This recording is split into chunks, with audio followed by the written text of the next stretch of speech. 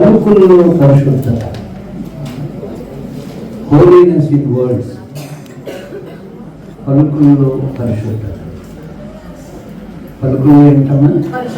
మన దేవుడు, మనము పరిశుద్ధులు. అందుచేత ఈ ఆఖరి ఉదయకాల సందేశం, ఇంకా రాత్రి కూడా ఒక సందేశం ఉంది కనుక అది ఆఖరిది. ఇది ఉదయకాల సందేశంలో ఈ సంవత్సరానికి ఆఖరిగా దేవుడు మరెందుకు ఆత్మదేవుడు మనతో మాట్లాడుతున్నాడు? పలుకులలో పరిశుద్ధత. నిరంజనం నిరుత్సాహంలో ఉన్న మన జీవితాల్లో మరి ఆత్మదేవుడు మనం ఎంతగా ఎంకరేజ్ చేసి, అలాగే కుటుంబం కూడా ఉల్లాసంగా ఉన్న కుటుంబంగా దేవుడు తీర్చిదిద్దాడు. 2026 ఆ దిశలో మనం నడిపించబోతున్నాడు. ఈరోజు పలుకుల్లో పరిశుద్ధత. నేనే వచనాలన్నీ కూడా ఎక్కువ చదువుతూ ఉంటాను. ఎందుకంటే ఎవరైనా మనం మీరు చదివారనుకోండి, ఒకవేళ నేను కొన్ని వచనాలు మాత్రం మిమ్మల్ని చదవమంటాను, కొన్ని వచనాలు నేనే చదువుతాను. అయితే ప్రతి ఒక్కరు కూడా జాగ్రత్తగా వినాలి. ఏంటి మన సబ్జెక్టు?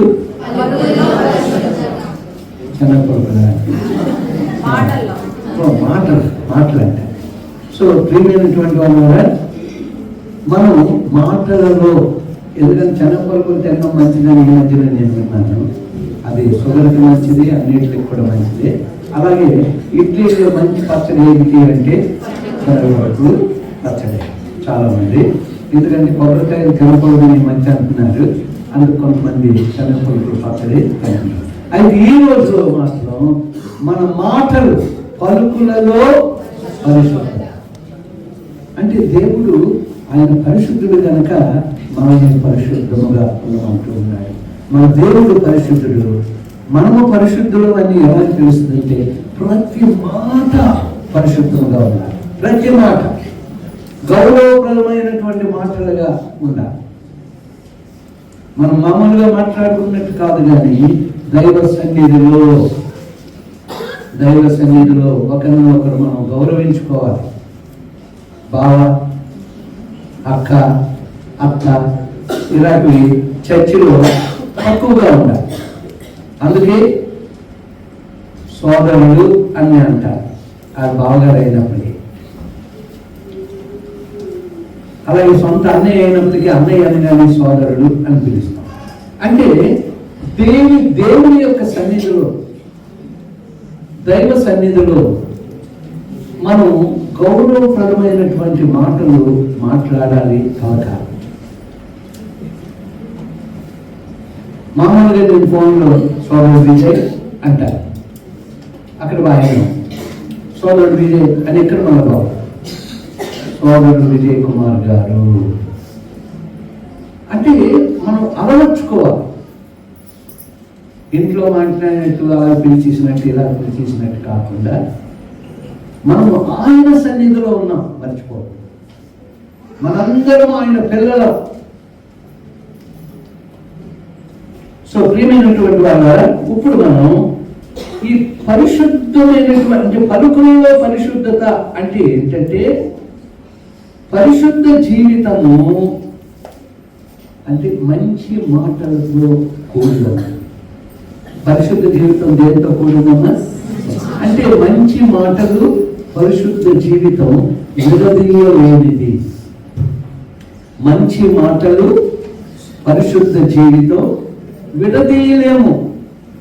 నీ మంచి మాటలే పరిశుద్ధ జీవితం, నీ పరిశుద్ధ జీవితమే నీ మంచి మాట. అంటే నీ మంచి మాటలు, పరిశుద్ధ జీవితం విడదీయలేనిది. మర్చిపోవాలి. ఓకే, ఇప్పుడు నేను 1 సమూయేలు 2వ అధ్యాయం 2వ వచనం చదువుతూ ఉన్నాను. యెహోవా వంటి పరిశుద్ధ దేవుడు ఒకడును లేడు, నీవు తప్ప మరి ఏ దేవుడును లేడు. మన దేవుని వంటి ఆశ్రయ దుర్గమేదియు లేదు. 3వ వచనం, యెహోవా అనంత జ్ఞానియగు దేవుడు, ఆయనే క్రియలను పరీక్షించువాడు. ఇకను అంత గర్వముగా మాట్లాడకుడి, గర్వపు మాటలు మీ నోట రానియకుడి. అంటే దేవుడి గురించి మంచి ఎంత గొప్ప దేవుడు, మనం ఆరాధిస్తున్నటువంటి దేవుడు. అందుకే ఏమంటే యెహోవా వంటి పరిశుద్ధ దేవుడు ఒకడునూ లేడు, నీవు తప్ప మరి ఏ దేవుడునూ లేడు.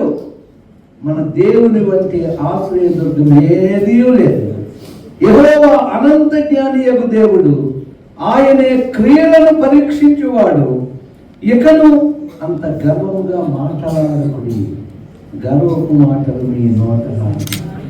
మంచి మాటలు మాత్రమే మన నోట పెట్టాలి. ఈ రోజు నుంచి, ఈ క్షణం నుంచి మన జీవితం సమర్పించుకొని ఆత్మదేవుని సహాయం అడుగుదాం. మంచి మాటలు పరిశుద్ధ జీవితానికి సాదృశ్యం. పరిశుద్ధ జీవితం మంచి మాటలకు సాదృశ్యం. మంచి మాటలు పరిశుద్ధ జీవితం విడదీయలేనిది అనేది ఎప్పుడు కూడా మన జ్ఞాపకం ఉంచుకోవాలి. ఎందుకంటే మన దేవుడు పరిశుద్ధుడు, మహాదేవుడు.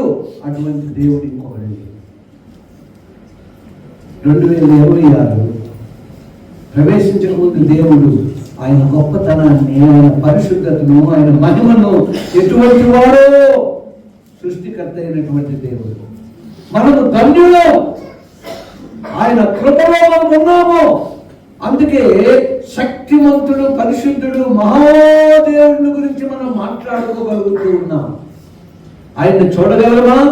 ఆయన వెలుగును చూడగలమా? ఈ రోజు ఇక్కడ కూర్చుని దివ్యమైన ఆయన వాక్కును మనం వింటూ ఉన్నామంటే కేవలము గ్రేటెస్ట్ గ్రేస్, ఆయన కృపమ. ఇప్పుడు యోబు గ్రంథం 1:1, 2:10, 42:7 ఈ 3 వచనాలు చదువుతాయి. అంటే యోబు మాటల గురించి దేవుడు సాక్ష్యం. యోబు మాటల గురించి దేవుడు సాక్ష్యం. యోబు 1:1 చదువుతాను, 2:10 చదువుతాను, 42:7 చదువుతాను. ఊజు దేశమందు యోబు అని ఒక మనుష్యుడు ఉండాడు. అతడు యథార్థవర్తనుడును న్యాయవంతుడునై దేవుని యందు భయభక్తులు కలిగి చెడుతనమును విసర్జించిన వాడు. అందుకతడు మూర్ఖురాలు మాట్లాడునట్లు నీవు మాట్లాడుచున్నావు. మనము దేవుని వలన మేలు అనుభవించుదుమా, కీడును మనము అనుభవింప తగదా అని. ఈ సంగతులలో ఏ విషయమందును యోబు నోటి మాటతో నేను పాపము చేయలేదు. నోటి మాట ఎక్కడ కూడా. అందుకే యోబు గురించి సాతాను ముందు యోబు యొక్క సాక్ష్యం గురించి మాట్లాడుతూ ఉన్నాడు దేవుడు. అంటే ఒక ప్రత్యేకమైనటువంటి రీతిగా ఆయన గురించి రాసినప్పుడు యోబు నోటి మాటతో నేను పాపము చేయలేదు. నోటి మాట, నీ నోటి మాట నా హృదయ ధ్యానం. నోటి మాటతో పాపం చేయలేదంట యోబు. దేవుడు ఇస్తున్నటువంటి గొప్ప సాక్ష్యం, అద్భుతమైనటువంటి సాక్ష్యం. సో ప్రియమైనటువంటి వాళ్ళ 42:7 వచనం, యెహోవా యోబుతో ఆ మాటలు పలికిన తర్వాత ఆయన తేమానీయుడైన ఎలీఫజుతో ఈలాగు సెలవిచ్చెను, నా సేవకుడైన యోబు పలికినట్లు మీరు నన్ను గూర్చి యుక్తమైనది పలుకలేదు. నా సేవకుడైన యోబు పలికినట్లు మీరు నన్ను గూర్చి యుక్తమైనది పలుకలేదు గనుక నా కోపము నీ మీదను నీ ఇద్దరి స్నేహితుల మీదను మండుచున్నది. అంటే దేవుడి కోపం అంట. నీ నోటి మాట తేడా వస్తే, పరిశుద్ధత లేకపోతే దేవుడి కోపం వస్తాడంట. నీవు నీ ఇద్దరు స్నేహితుల మీద నేను కోపపడుతూ ఉన్నాను, మండుతూ ఉన్నాను. అందుకే యోగుతో అంటున్నాడు, వారి కొరకు నువ్వు ప్రార్థిస్తే నేను వారిని క్షమిస్తాను, లేకపోతే నేను ఊరుకోను. సత్సాలు అంటున్నాడు. అంటే అంతవరకున నోటి మాట ఎంత ఎలా ఉండాలి అనేది. కోపం వస్తే అలాగేలా ఇంక మనం చూడాలి. అది నేనే ఎగ్జాంపుల్. అయితే రాను రాను రాను రాను ఆత్మదేవుని సహాయముతో కంట్రోల్ చేసుకుంటాం. కోపపడుడి గాని పాపము. ఎందుకు ఆ మాటలు చెప్తూ ఉన్నాడంటే సహజంగా ఇది జరుగుతుంది. కుటుంబాలలో, అన్నదమ్ముల్లో, అక్క చెల్లెల్లో, తోటి విశ్వాసుల మధ్యలో, ఇరుగు పొరుగు వారితో ఇలాంటివన్నీ జరుగుతూ ఉంటాయి. కానీ దేవుని పిల్లలైన తర్వాత, బాప్తిజం తీసుకున్న తర్వాత, దేవుని కుమారులుగా అయిన తర్వాత నోటి మాట జాగ్రత్తగా ఉంటాయి. ఎంతగా దేవుడు మనల్ని ప్రేమిస్తున్నాడంటే 2026 అంట మన పాత జీవితం అనేది మనకు కనబడకూడదు. మాటలో పరిశుద్ధత కావాలి దేవుడికి, మాటలో. అందుకే యోగు గురించి అంటున్నాడు, మాటలో ఎక్కడ కొడతా. ఆ స్నేహితులతో అంటున్నాడు, మీ మీద నేను నా కోపం మండుతూ ఉంది అంటూ ఉన్నాడు. సో ప్రియానికి ప్రియమైనటువంటి వాళ్ళ, ఇప్పుడు కీర్తనలు 15వ అధ్యాయం 1, 2, 3, 4 వచనాలు. కీర్తనలు 15, 1, 2, 3, 4 వచనాలు. నేనే చదువుతున్నాను, మీరు తీయకమానదు. మీరు కూడా తీయండి, లేకపోతే టీవీలో అవి చూసుకుంటూ ఉన్నాయి. యెహోవా నీ గుడారములో అతిథిగా ఉండదగిన వాడెవడు? నీ పరిశుద్ధ పర్వతం మీద నివసింపదగిన వాడెవడు? యథార్థమైన యోగు, యథార్థమైన ప్రవర్తన కలిగి నీతిని అనుసరించుచు హృదయపూర్వకముగా నిజము పలుకువాడే. ఆయన పరిశుద్ధత ఉంది. పరిశుద్ధ పర్వతం మీద మనము నిలబడి ఎలా జీవిస్తున్నాం ఒకసారి ఆయన పరిశుద్ధ సన్నిధిలో మనం ఉన్నాం. మన నోరు మారాలి. నేను అనేక మాటలు చెప్తూ ఉన్నాను ఏంటంటే, మా అన్నయ్య గారు నేను దేవుడి సేవలో ఉంటుండగా అందరినీ తీసుకొచ్చి నేను బలపరచడానికి చెప్పి ఆయన సువార్త చేయడం, రక్షణలో తీసుకురావడం నాకు అప్పచెప్పాడు. బీకే రావు కానీ, మా బావగారు మల్లేశ్వరరావు గారిని కానీ వాళ్ళు నాకు అప్పచెప్పించినప్పుడు రాత్రులు పగలు మేము ఆఫీసులో, వాళ్ళ ఆఫీసులో ఒక చిన్న రూమ్లో కూర్చుని రాత్రులంతా దేవుడి మాటలు చెప్తూ వాళ్ళని బలపరుస్తూ. సో అటువంటి అన్నగారు ఒకసారి నీ నోరు మనసు పొందింది. అప్పుడు వెంటనే నేను రియలైజ్ అయ్యాను, నిజమే నా నోరు మనసు పొందింది. అందుచేత రేపటి నుంచి 2026 పరిశుద్ధ జీవితంలో మనం జీవించాలి. మన దేవుడు పరిశుద్ధుడు రాబోతూ ఉన్నాడు. పరిశుద్ధ సంఘాన్ని, పరిశుద్ధుల్ని ఎత్తుకొని వెళ్ళబోతూ ఉన్నాడు. అందుచేత మనము యథార్థమైన ప్రవర్తన కలిగి నీతిని అనుసరించుచు హృదయపూర్వకముగా నిజము పలుకువాడే. అట్టివాడు నాలుకతో కొండమలాడడు, తన చెలికానికి కీడు చేయడు, తన పొరుగు వాని మీద నిందమోడు. ఎంత చక్కని మాటలు. అదే ఎన్నోసార్లు మీరు 15వ కీర్తన చదివి ఉంటారు. చదివినప్పుడు ఆ మాటలు మనం ధ్యానిస్తే ఆనందిస్తాం. ధ్యానిస్తూ ఉన్నప్పుడు ఆత్మదేవుడు ఆ మాటల ప్రకారం జీవించడానికి కృపిస్తాడు. చదివితే ఎవడో 100 సార్లు చదివినవాడు కానీ నీవు చదివింది ధ్యానించినప్పుడే నీ హృదయం గంతులు వేస్తుంది. పరిశుద్ధుడు నీలో ఉండి ఆనందిస్తూ ఉంటాడు. సో ప్రియమైనటువంటి వాళ్ళ 4వ వచనం, అతని దృష్టికి నీచుడు అసహ్యుడు, అతడు యెహోవా యందు భయభక్తులు గలవారిని సన్మానించును, అతడు ప్రమాణము చేయగా నష్టం కలిగినను మాట తప్పదు. సామెతలు 4:23, 24 వచనాలు చదువుతాను.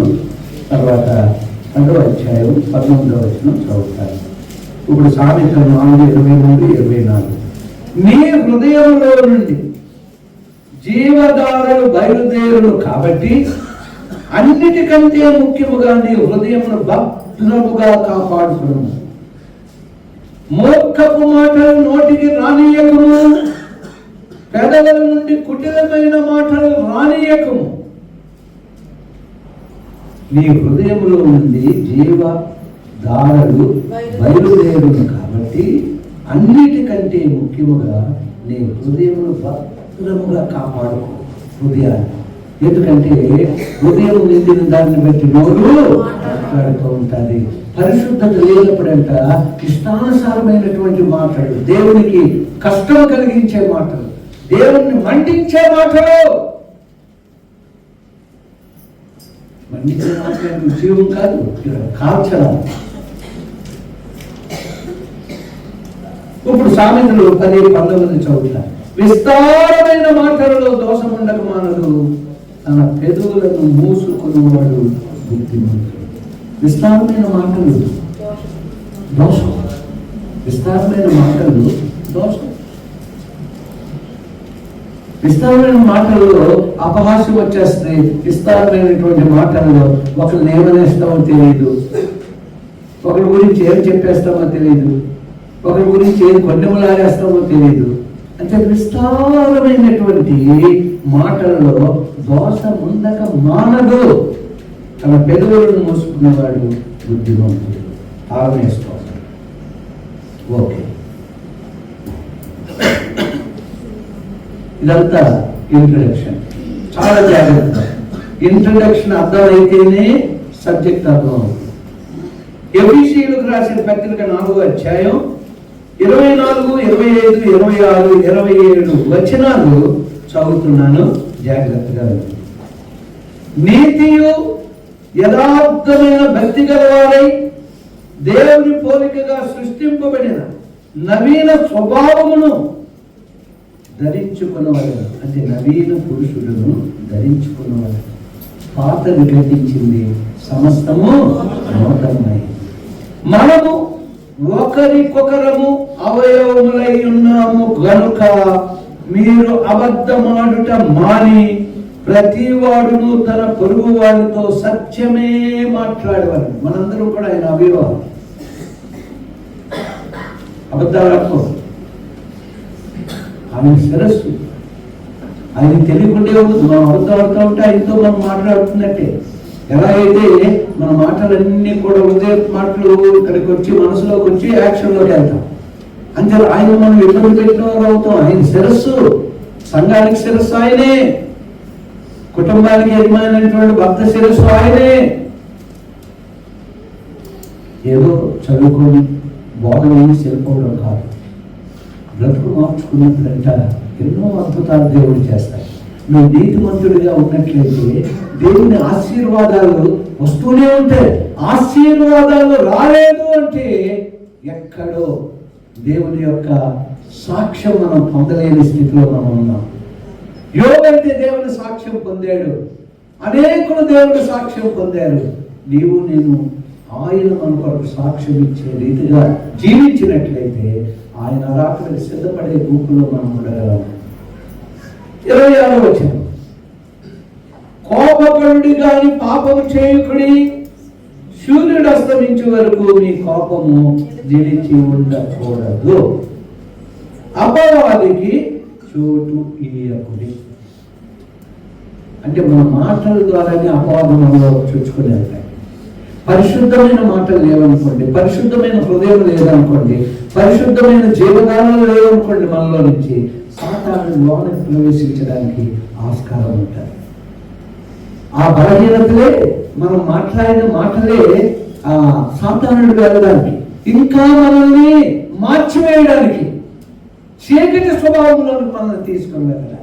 వెలుగైన దేవుని సన్నిధిలో మనం ఉండి మళ్ళా చీకటి అనే సాతాను దగ్గరికి మనం ఎందుకు వెళ్తూ ఉన్నామంటే నీ నోటి మాటలే వాడికి ఛాన్స్ ఇచ్చేవాడిగా ఉన్నాం.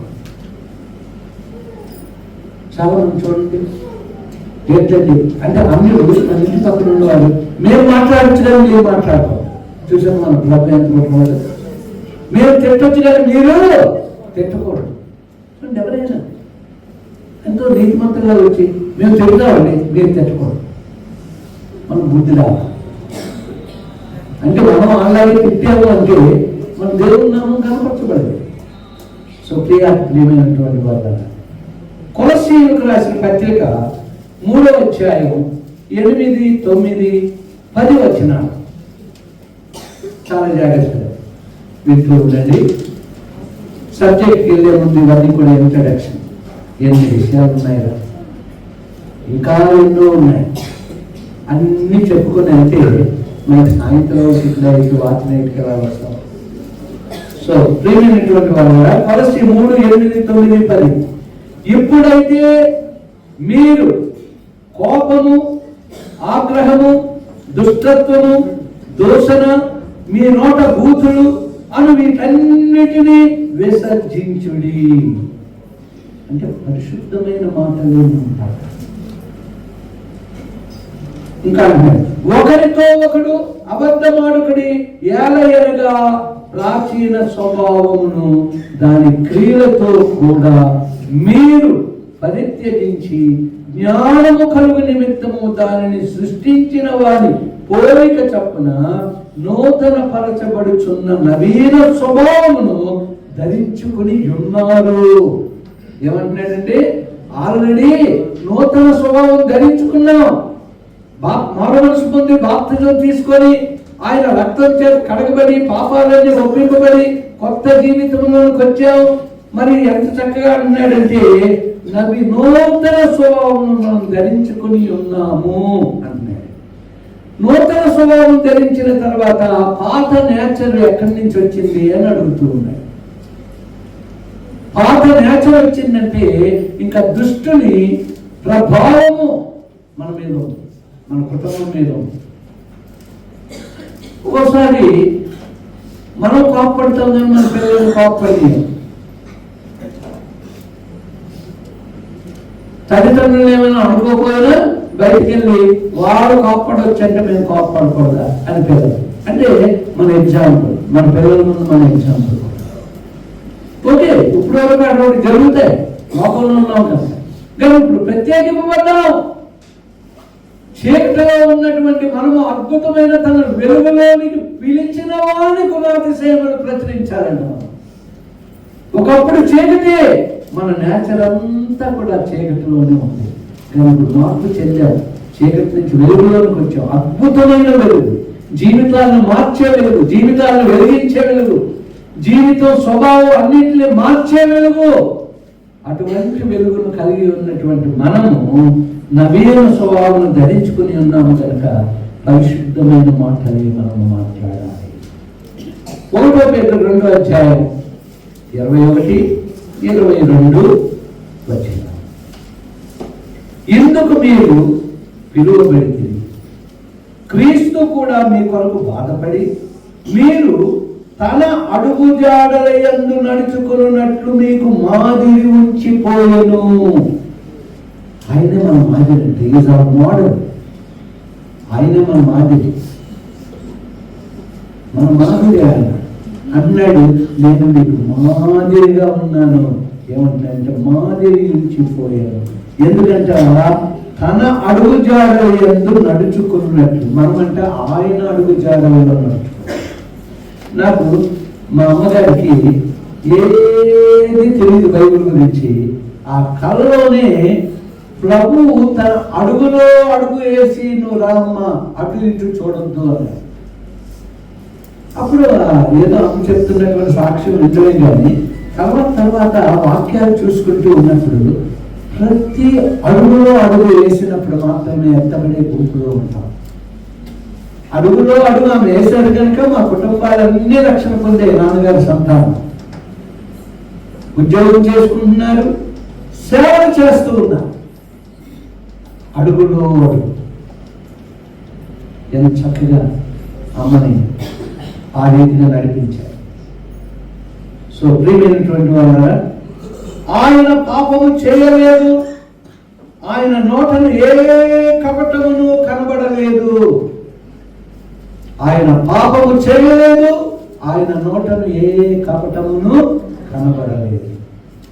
సో ప్రియాకి ప్రియమైనటువంటి దైవ జనాంగమా, సిసిసి కుటుంబమా, దేవుడు ఈ ఉదయకాలం, ఆఖరి రోజు ఉదయకాలం, గతించిన దినం కొన్ని విషయాలు మాట్లాడాడు.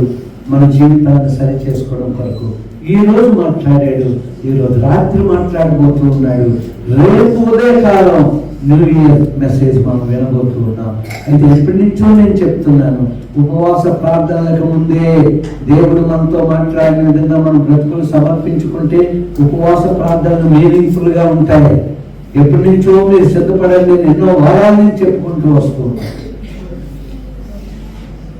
మనం ధన్యులు. చాలాసార్లు ఉపవాస ప్రార్థన టైంలోనే ఇక్కడే మొత్తుకుంటారు, మళ్ళా మామూలు. కానీ దేవుడు అనేక వారాల నుంచి ఉపవాస ప్రార్థనలోకి వెళ్ళకమునిపే మన జీవితాలు నూతన పరచబడాలి అంటే ఇప్పటి నుంచే ఈ సందేశాలు వింటూ అవగాహన చేసుకుంటూ బ్రతుకు మార్చుకొని ఉపవాస ప్రార్థనలకు రావాలి. అలాగే మీరందరూ ప్రార్థించారు, అలాగే దేవుడు కూడా మనతో ప్రత్యేకంగా మాట్లాడుతూ ఉన్నాడు. ఓకే, ఇప్పుడు చాలా ఇంపార్టెంట్ అయినవి ఈ రిఫరెన్స్ మీరు చదవాలి. దాని తాత్పర్యం నేను చెప్తాను. ఈ రిఫరెన్స్ మీరు చదవాలి, ఎందుకంటే అన్ని రిఫరెన్స్లు మనం చదివితే గొప్పొచ్చేస్తాం. అందుకే నేను కొన్ని రిఫరెన్స్లు మీకు ఇచ్చేస్తున్నాను. మాటల యందు పరిశుద్ధత యొక్క అత్యంత ప్రాముఖ్యత. మీరు చదవబోయే రిఫరెన్స్ అన్నీ కూడా మాటల యందు పరిశుద్ధత యొక్క అత్యంత ప్రాముఖ్యత. ఇప్పుడు వరకు ఆ మాటల గురించి చూసుకున్నాం. పలుకులలో పరిశుద్ధత, మాటలలో పరిశుద్ధత. అందుకు ఇప్పుడు మీరు వాక్యాలు చదవండి.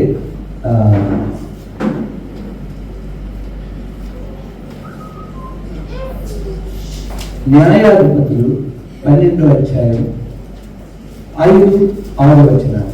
న్యాయాధిపతులు 12:5-6 వచనాలు.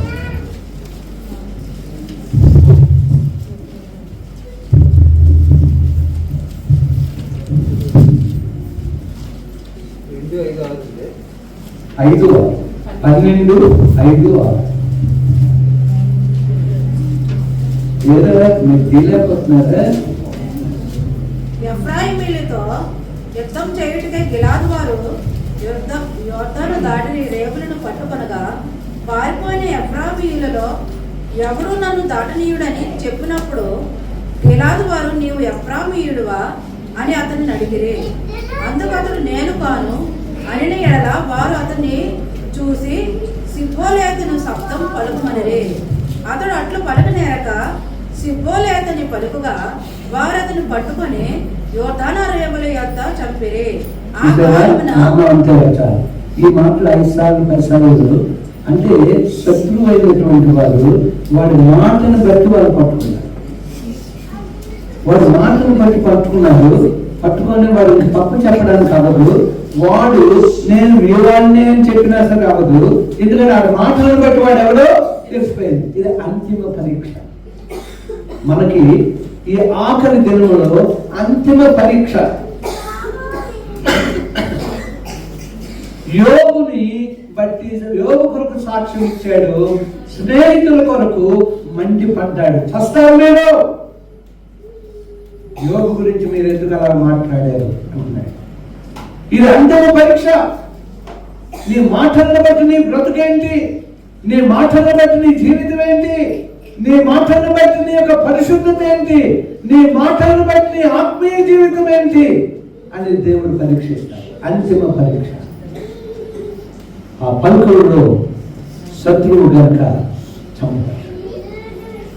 ఇప్పుడు ఇంకో రిఫరెన్స్ మత్తయి సువార్త 12వ అధ్యాయం 36-37 వచనాలు. మత్తయి సువార్త 12. మనుష్యులు పలుకు వ్యర్థమైన ప్రతి మాటను గూర్చి విమర్శనమున లెక్క చెప్పవలసి ఉండును. నీ మాటలను బట్టి నీతిమంతుడు అని తీర్పు నొందుదువు, నీ మాటలను బట్టి అపరాధమని తీర్పు నొందుదువు. నీతిమంతుడువా అపరాధువా? దేన్ని బట్టి? మాటలను బట్టి. నీవు నీతిమంతుడువా అపరాధువా? నీతిమంతుడు పరలోక రాజ్యం, అపరాధి అగ్నిగుండం. మన ముగింపు నిర్ణయించేది మన దేవుడు. ఇది మన ముగింపు యొక్క నిశ్చయం లేకపోతే నిర్ణయం. ఓకే, ఇప్పుడు ఇంకొక వచనం 1 తిమోతి 4వ అధ్యాయం 12వ వచనం. 1 తిమోతి 4:12. నీ యవ్వనమును బట్టి ఎవడను నిన్ను తృణీకరింపనీయకము గాని మాటలోను ప్రవర్తనలోను ప్రేమలోను విశ్వాసంలోను పవిత్రతలోను విశ్వాసులకు మాదిరిగా ఉంటుము. అపోస్తలుడైనటువంటి పౌలు తిమోతితో, యవనస్తుడైన తిమోతితో మాట్లాడుతూ ఉన్నాడు. నా శిష్యుడా, నువ్వు ఎలా ఉండాలి? ఆయన 5 విషయాలు అక్కడ బోధించి మంచి మాదిరి అయిన జీవితం యొక్క మొదటి అంశం ఏంటమ్మా? 5 చెప్పండి. మొట్టమొదటి మాటలు, ప్రవర్తనలో, ప్రేమ, విశ్వాసంలోను. 5 విషయాలు. యవనస్తుడైన తిమోతితో పౌలు గారు చక్కగా మాట్లాడుతున్నారు. మొట్టమొదటి మాటలు బట్టే అంతిమ తీర్పు చచ్చే. అంచేత ఏది పెడితే మాట్లాడి. నేను ఒకసారి టెంపర్ అంటే ఏంటని అందరూ అడుగుతున్నారు. అని తెలుగులో టెంపర్ అంటే మా అమ్మగారు ఆయనకు వచ్చి పొగడరా అన్నారు. ఇక్కడ చదువుకున్న ఎవరు చెప్పలేకపోతున్నారు. అప్పుడు సడన్ గా ఆలోచించిన టెంపర్ అంటే పొగలేదు. చూసారా, చదువు రాని కూడా టెంపర్ అనగానే, ఎందుకంటే చాలా మంది ఇంగ్లీష్ పదాలు వాడతారు. పొగలంటారు, అదే నీ టెంపర్ రా అంటారు చదువు రానప్పటికీ. ఆ ట్రాన్స్లేషన్ నాకు బాగా నచ్చింది. టెంపర్మెంట్ అంటే ఏంటి అని అందరిని అడుగుతా ఉంటే ఆవిడ వచ్చి పొగలరా అన్నారు. సో ప్రియమైనటువంటి వాళ్ళ మంచి మాదిరి అయిన జీవితం యొక్క మొదటి అంశం అది. ఇప్పుడు కీర్తన 45:2. కీర్తన 45:2. నరుల కంటే నీవు అతి సుందరుడివై ఉన్నావు. నీ పెదవుల మీద దయారసము పోయబడి ఉన్నది. కావున దేవుడు నిత్యము నిన్ను ఆశీర్వదించును. అంటే పెదవుల మీద ఏముందమ్మా? దయారసం, కనికరం, ప్రేమ. రాజైన క్రీస్తు యొక్క మొదటి అలంకారం అది. మన ప్రభు యొక్క మొదటి అలంకారం ఏంటండి? పెదవుల మీద అలంకారం అంట. సో ఆయన అలంకారం మనం ధరించుకోవాలి 2026లో. ఆయన అలంకారాన్ని మనం ధరించుకోవాలి. ఏంటి మన ప్రభుని యొక్క అలంకారం? పెదవుల మీద దయారసం. ఎంత చక్కని మాట్లాడమా. ఎప్పుడైనా బైబుల్ చదువుతూ ఉన్నాను, 1 సారి 2 సార్లు 3 సార్లు అయిపోయినా 4-5 సార్లు చదువుతున్నాడు. ఒకసారి నువ్వు చదువుతూ ఉంటే జాగ్రత్తగా మాటలు నువ్వు ప్రార్థించి ఆత్మదేవుని సహాయం అడిగి, ప్రభువా మర్మాలను నాకు తెలియజేయు, ఆ మాటల్లో ఉన్న అర్థం తెలియజేయు అని నువ్వు చదివితే అప్పుడు దేవుడు నీతో మాట్లాడతాడు. మన దేవుని యొక్క మొదటి అలంకారము ఆయన పెదవుల మీద ఉన్నటువంటి దయారసం. సో ప్రియమైనటువంటి వాళ్ళ ఇప్పుడు యాకోబు 3వ అధ్యాయం 2వ వచనం. అనేక విషయములలో మనమందరము తప్పిపోవచ్చున్నాము. ఎవడైనా మాట యందు తప్పని ఎడల అట్టివాడు లోపము లేనివాడే తన సర్వ శరీరమును స్వాధీనమువాడు ఎవడు? సర్వ శరీరమును స్వాధీనంలో ఉంచుకున్నవాడు ఎవడమ్మా? శక్తి గలవాడు. అదే కాదు, ఎవరు ఏంటుంటే మాట యందు తప్పని ఎడల, అది పలుకులలో పరిశుద్ధత అన్నారు. అందుకే అక్కడే పట్టుకోవాలి మీరు. ఏదైనా నేను అడుగుతూ ఉన్నా, మాట యందు తప్పడానికి వీలు లేదు. అందుచేతే పరిపూర్ణత యొక్క గుర్తది, సంపూర్ణత యొక్క గుర్తది దేవుని పిల్లలు. పరిపూర్ణత, సంపూర్ణత అంటే మాటల యందు ఎక్కడా తప్పిదం లేనప్పుడు నిన్ను నీవు స్వాధీనం చేసుకోగలవు. నిన్ను నీవు స్వాధీనం చేసుకుంటూ దేవుని చిత్త ప్రకారం నేను నడవగలవు ఎప్పుడంటే మాటలో నువ్వు తప్పదాన్ని. మాట పలుకులో పరిశుద్ధ ఈరోజు మన సత్యం. సో ప్రియమైనటువంటి వాళ్ళరా, ఇప్పుడు యాకోబు 1:26 ఎవడైనా నోటికి కళ్ళెము పెట్టుకొనక తన హృదయమును మోసపరుచుకొనుచు భక్తి గలవాడని అనుకుని ఎడల వాడి భక్తి వ్యర్థమే. తండ్రి అయిన దేవుడు చూడమ్మా, ఇంకొకసారి చదవరాదేమా. ఎవడైనను నోటికి కళ్ళెము పెట్టుకొనక నోటికి కళ్ళెము పెట్టుకొనక తన హృదయమును మోసపరుచుకొనుచు, అంటే నోటికి కళ్ళెము పెట్టుకోకపోతే హృదయం మోసపూరితమే అయిపోతాయా? భక్తి గలవాడని అనుకుని ఎడల వాడి భక్తి వ్యర్థమే. వ్యర్థమైన భక్తి. కళ్ళెం పెట్టుకోకపోతే ఏ భక్తి అది? కళ్ళు ఎందుకు పెడతారు? గుర్రానికి వాటికి, గుర్రానికి కళ్ళు కనబడకుండా కళ్ళు మూస్తారు. ఎందుకంటే ఎదురుగుంటా ఏది తనకు కనబడకూడదు, లేకపోతే తప్పుతారు తోవ. అయితే అది ఎలా కంట్రోల్ చేయబడుద్ది? కళ్ళెముతోనే కంప్లీట్ అది చేయబడుతుంది. అంటే గుర్రపు రైడర్, అంటే హార్స్ రైడర్స్, గుర్రపు స్వారీ చేస్తున్నవారు అదే ఉత్తినే వచ్చింది. గుర్రపు స్వారీ, గుర్రాన్ని మచ్చిక చేసుకోవాలి, చిన్న చిన్నగా బెల్లం రోజు ఇస్తూ ఉండాలి. బెల్లం ఇస్తున్న రోజుని మన వాసన అది చూస్తుంది. మనం ఎక్కుతూ ఉంటే ఇలా గుర్రం అవ్వదు, ఎక్కించుకుంటుంది. ఇదంతా కూడా అప్పుడు ఆ కళ్యాణ్ని పట్టుకొని మనం ఎలాగ తిప్పితే అలాగా వెళ్తా ఉంటాం. దానికి కూడా ఎంతో నిపుణత కావాలి, దానికి ట్రైనింగ్ కావాలి. సో ప్రియమైనటువంటి వాళ్ళ వ్యర్థమైన భక్తి చాలా జాగ్రత్తగా మనం చూసుకోవాలి. కళ్ళం పెట్టుకోకపోతే వ్యర్థమైన భక్తి. మంచి రోజులు కలిగి ఉండుటకు మొదటి మార్గం ఏంటో తెలుసా? మంచి రోజులు కలిగి ఉండుటకు మొదటి మార్గం ఏంటో తెలుసా? మీరు అలా నన్ను అడిగారు.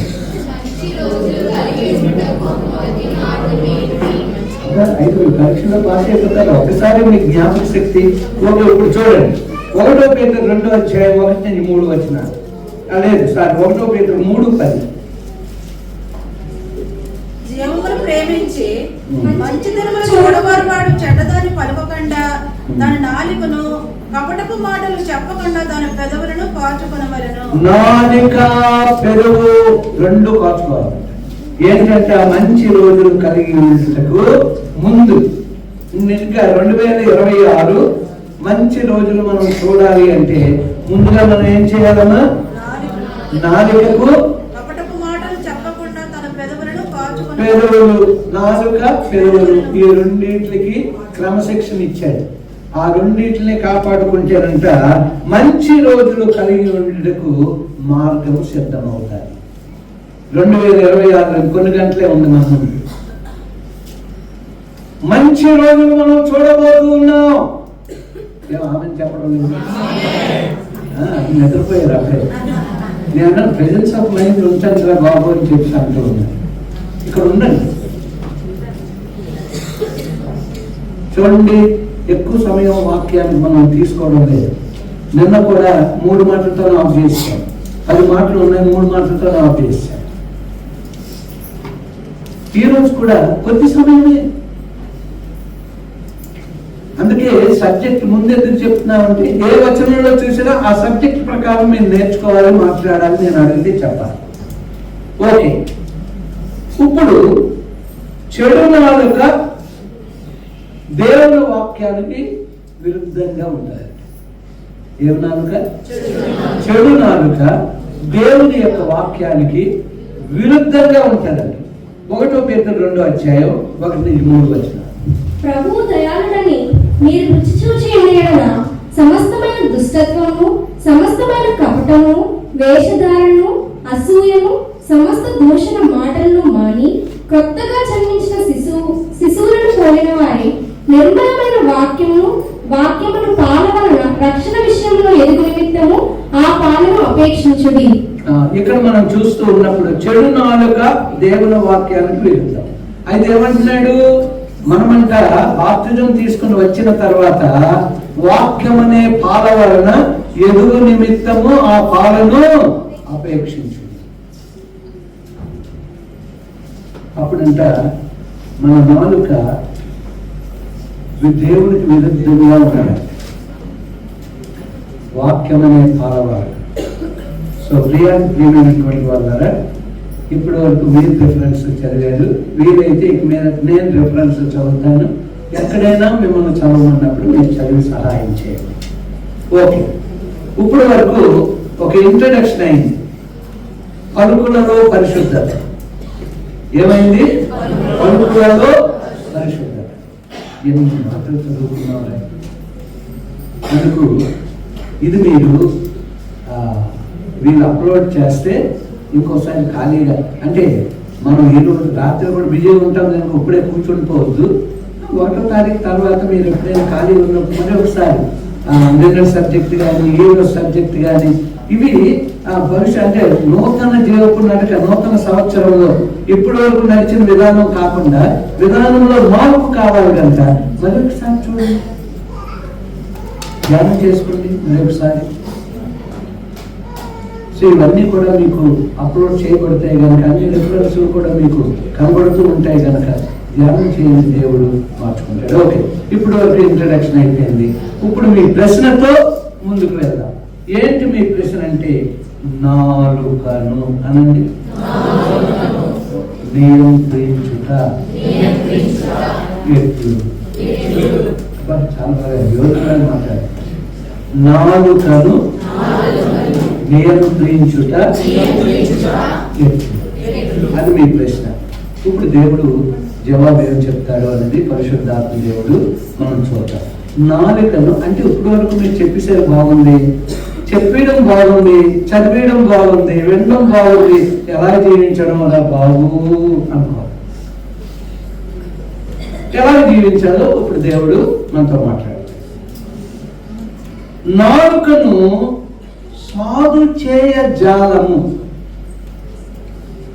ఎందుకంటే నాలుకను ఎవరు కూడా సాధు చేయలేడు అని చెప్పేశారు. చేయలేడు. నాలుకను ఎవరు సాధు చేయలేడు. ఎవరు చెప్పారు? యాకోబు చెప్పాడు. నాలుకను సాధు చేయజాలము కానీ అనండి, అంటే సాధు మాత్రం చేయలేదు కానీ శిక్షణ ఇవ్వగలము. ఏమి ఇవ్వగలము? ట్రైనింగ్ ఇవ్వగలం, శిక్షణ ఇవ్వగలం. వాక్యానుసారంగా మనం చూసినట్లయితే నాలుకను సాధు చేయడం కష్టం, కానీ శిక్షణ ఇవ్వగలం. ఓకే, ఇప్పుడు మనం మీరే ఒక్కసారి చదవండి. యాకోబు 3వ అధ్యాయం 3-8 వచనాలు. గుర్రములు మనకు లోబడుటకై నోటికి కళ్ళను పెట్టి వాటి శరీరమంతయు తిప్పుదుము గదా, ఓడలను కూడా చూడుడి, అవి ఎంతో గొప్పవై పెనుగాలికి కొట్టుకొని పోబడినను ఓడ నడుపువాని ఉద్దేశము చొప్పున మిక్కిలి చిన్నలకు చుక్కాని చేత తిప్పబడును. అలాగునని నాలుక కూడా చిన్న అవయవమైనను బహుగా అదిరిపడును. ఎంత కొంచెము నిప్పు ఎంత విస్తారమైన అడవిని తగలబెట్టును.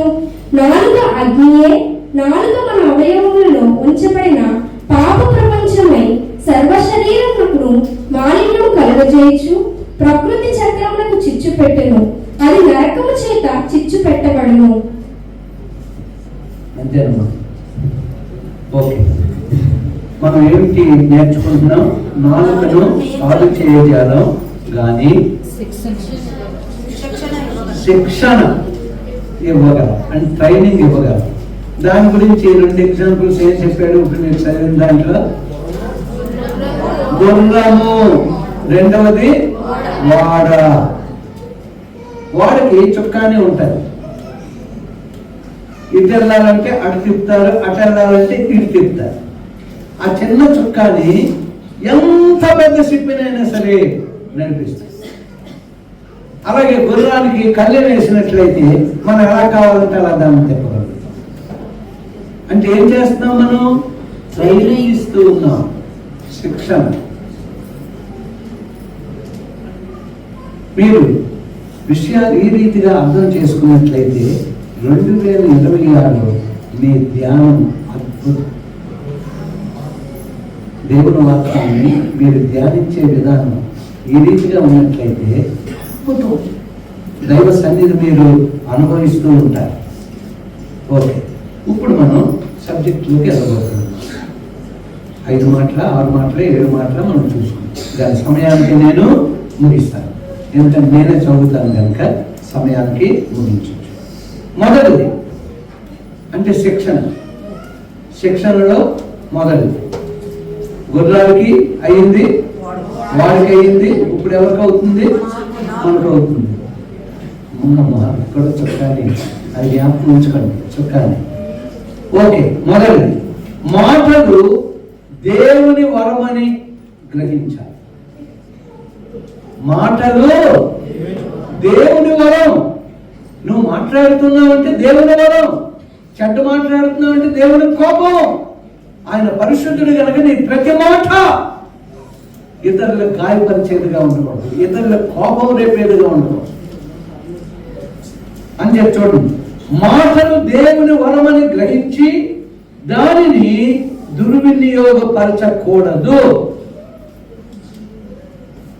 ఎంతో మంది లోకంలో చెవిటి వారు ఉన్నారు, మోగవారు. వాళ్ళు పాపం మాట్లాడలేదు. మొన్న ఎంతో చక్కగా ఆయన అందగా మొన్న ఒక అబ్బాయిని చూశాను, కానీ మన చర్చే వచ్చాయి. మేము ఎవరో నమ్మలేదు. చక్కగా ఉన్నాడు, మంచి ఎదుగుదల, మంచిది. ఆ నాన్నగారు చెప్పిన వరకు మాకు తెలియలేదు. పాస్టర్ గారు అబ్బాయి 3 అమ్మాయిలకు పెళ్లి చేశారు. ఈ అబ్బాయి ఒకే అబ్బాయి, చాలా బాగున్నాడు, కానీ మాట లేదు, విలికిది లేదు. కానీ మనం నిజంగా చూసినప్పుడు మనకు మాటలు ఇచ్చాడు. చూడండి, మన పిల్లలు లేటుగా మాట్లాడితేనే మనం అదే అయిపోతా ఉంటాం. పెద్దవాళ్ళు అంటారు లేట్ అయినా పర్వాలేదమ్మా మాటలు వచ్చేస్తాయి. మన ఫ్రెండ్స్కి మాటలు రావా అన్నారు. స్కూల్కి వెళ్ళిన తర్వాత ఒకటే మాట్లాడారు. కొంతమంది లేటుగా వస్తాయి, కొంతమంది ముందుగా వస్తాయి. వరి అవ్వాల్సిన పని లేదు. దేవుని వరం అది మర్చిపోకూడదు. అందుకే చెవిటి వారు ఉన్నారు, మగవారు ఉన్నారు, కానీ మనకి చెవులు లేదు, మోగ లేదు. దేవుడికి స్తోత్రం. అందుకే ఇప్పుడు వచనాలు చదువుతారు. నిర్గమకాండం 4వ అధ్యాయం 10, 11, 12 వచనాలు. అప్పుడు మోసే, ప్రభువా, ఎంతకు మునుపైనను నీవు నీ దాసులతో మాట్లాడినప్పటి నుండి అయినను నేను మాట నేర్పరిని కాను. నేను నోటి మాంద్యము నాలిక మాంద్యము గలవాడిని. యెహోవా నోటి మాంద్యము నాలిక మాంద్యము. మోసే అంటున్నాడు దేవుడితో, నోటి మాంద్యం ఉంది, నాలిక మాంద్యం కూడా ఉంది అని చెప్తున్నాడు. యెహోవా మానవునకు నోరిచ్చిన వాడు ఎవడు? యెహోవా అంటున్నాడు, మానవునకు నోరిచ్చిన వాడెవడు? మోగవానినే గాని, చెవిటి వానినే గాని, దృష్టి గలవానినే గాని, వృద్ధివానినే గాని పుట్టించిన వాడెవడు? యెహోవానైన నేనే కదా.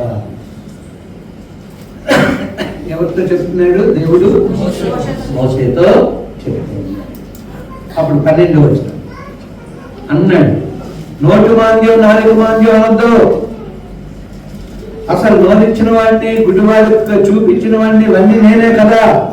కాబట్టి వెళ్ళుము, నేను నీ నోటికి తోడై ఉండి నువ్వు ఏమి పలకవలసినది నీకు బోధించదనని అతనితో చేశాడు. ఎంత అద్భుతం ఉన్నాడు. ఒప్పుకున్నాడు, నేనంత మాటకారిని కాను. యువరాజు మోసేవాడు, యువరాజు, అన్ని విద్యలో కలిగినటువంటి వాడు, ఐగుప్త రాజ్య సింహాసనం మీద కూర్చోవలసినటువంటి వాడు. తను గుర్తించాడు, నేను దేవుని యొక్క పిల్లల్ని మరి రక్షించాలి. చిన్ననాటి నుంచి నా తల్లి నాకు నేర్పింది.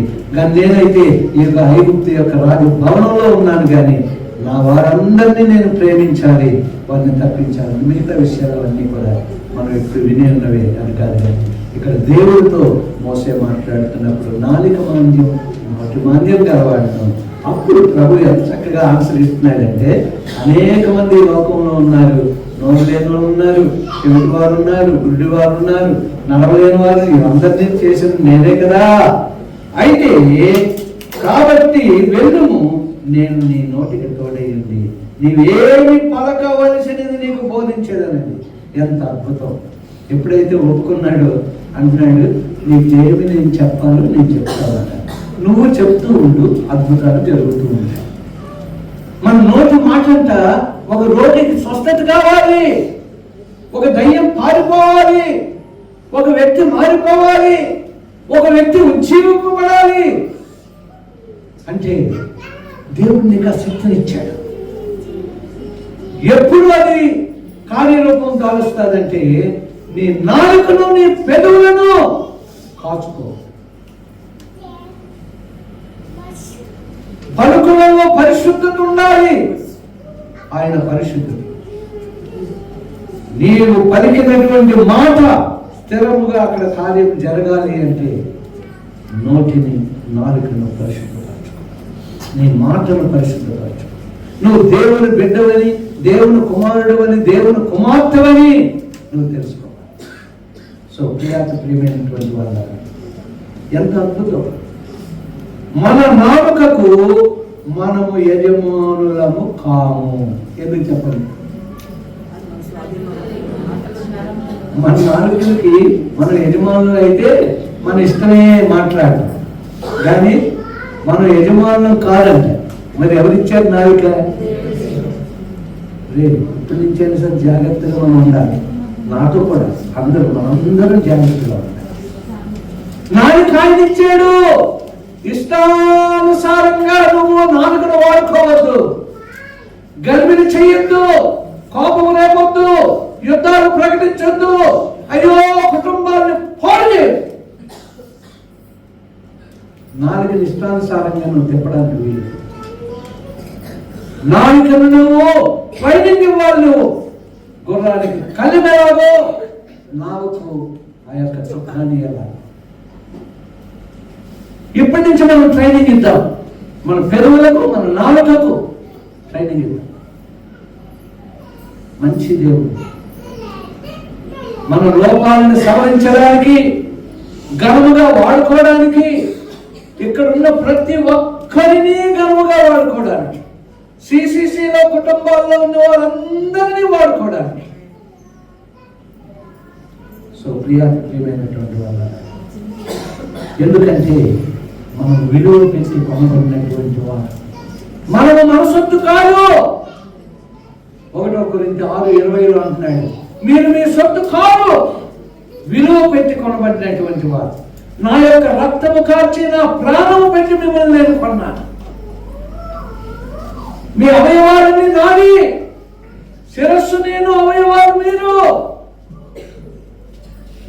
ఎంత గొప్ప దేవుడు! స్పష్టంగా మాట్లాడుతున్నాడు. వెలుగులో ఉండి మాట్లాడుతున్నాడు మన దేవుడు. మనలో ఉన్న చీకటి పారద్రోలడానికి ఆయన మాట్లాడుతూ ఉన్నాడు. ఆయన మాటలు విన్నామా? మన దాన్ని ముద్దుగా చెప్తూ ఉన్నాడు, చక్కగా చెప్తూ ఉన్నాడు, చల్లని స్వరంతో చెప్తూ ఉన్నాడు, మెల్లని స్వరంతో చెప్తూ ఉన్నాడు. ఆయన ఏదైనా మాట్లాడగలడు. ఆయన మాటలు తుఫానులా వస్తాయి, ఆయన మాటలు ఉరుములా ఉంటాయి.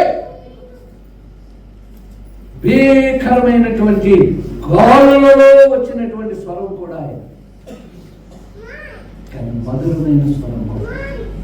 క్రీస్తు నీ స్వరము విందును, ప్రభువే పలికినప్పుడు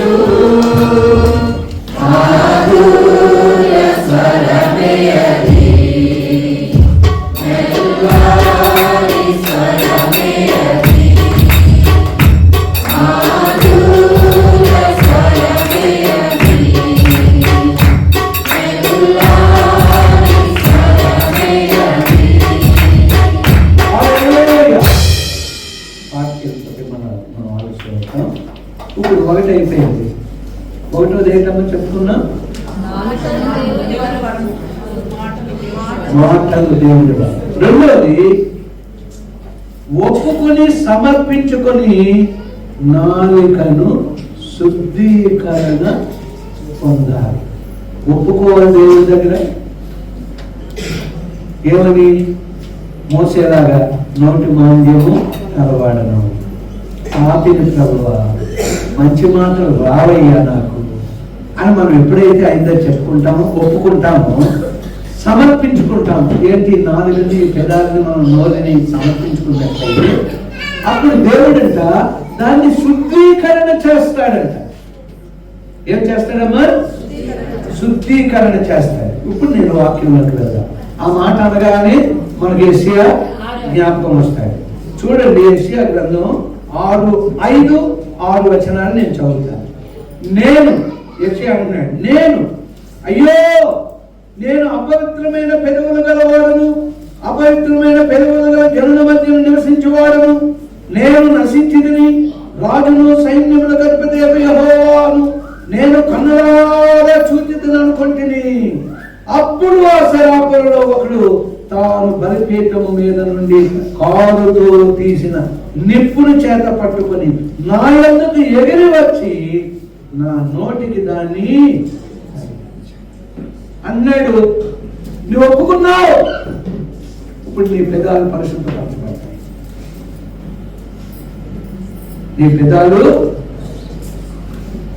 ఆత్మదేవుడా ఆరాధించుమా, ఆత్మతో నిన్నే ఆరాధించును, పరిశుద్ధాత్ముడా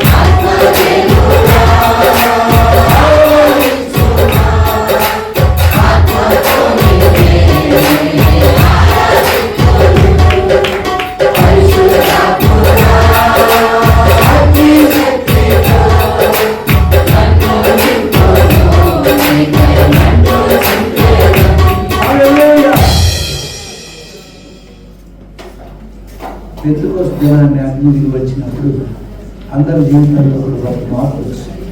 ప్రవచనాలు ప్రవచించడం మొదలుపెట్టారు, ఆత్మతో నింపబడి సువార్తను అందించడం మొదలుపెట్టారు, అద్భుత కార్యాలని అక్కడ మనం చూడడం మొదలుపెట్టారు. అపోస్తలుల 2వ అధ్యాయం 3-4 వచనాలు చదువుతున్నాం. మరియు అగ్నిజ్వాలల వంటి నాలుగులు విభాగింపబడినట్లుగా వారికి కనబడి వారిలో ఒక్కొక్కరి మీద వ్రాలగా అందరూ పరిశుద్ధాత్మతో నిండిన వారై ఆ ఆత్మ వారికి వాక్ శక్తి అనుగ్రహించిన కొలది అన్య భాషలతో వారు మాట్లాడుతారు. భాషలతో మాట్లాడే వారంతా పరిశుద్ధంగా ఉంటారు. అయితే ఆ భాషలు మాన్యువల్గా పరిశుద్ధాత్మతో నింపబడిన వారి జీవితాలు మార్చబడ్డాయి. వారు అనేకులను మార్చారు. కానీ చాలా సాగున్నారు. అందుకే నేను చాలాసార్లు చెప్పాను కదా, తల్లి కూతురు ఇద్దరు కూడా సంఘములో ప్రవచనాలు పలికేవారు, పరిశుద్ధాత్మ భాషలతో మాట్లాడేవారు. గర్వంగా ఇంటికి అనగానే ఇద్దరు కొట్టుకునేవారు. చర్చిలో చూస్తే ఇంత చక్కగా, ఇంటికి వెళ్తే కొట్టుకోవడం ఏంటిది? పరిశుద్ధాత్మేనా? ప్రవచనాలేనా? దర్శనాలేనా? కళలేనా? అసలు ఏంటి? కానీ ఇద్దరిలో కూడా దేవుడు పశ్చాత్తాపం పంపినప్పుడు తల్లిని కుమార్తె గౌరవించింది, తల్లి కుమార్తెను గౌరవించారు. అది ఇంతకుముందు చెప్పారు, అవన్నీ చెప్పుకోవడానికి కాదు. అందుచేత ఆత్మ చేత నింపబడినప్పుడు ఒక్కోసారి మాన్యువల్ స్పిరిట్ తో మనం ముందుకు వెళ్తాం. జీవితం ఎలా ఉంటుంది అలాగే ఉంటూ ఉంది. నిజమైన ఆత్మ చేత నింపబడినప్పుడు అంటే జీవితంలో మార్పు వస్తాయి. శిష్యులు ఏకాత్మ ఏకను ఆత్మ ఏక మనస్సు గలవారుగా ఉన్నారు. ఒకరు మాట్లాడుతూ ఉంటే అందరూ ప్రార్థిస్తూ ఉన్నారు.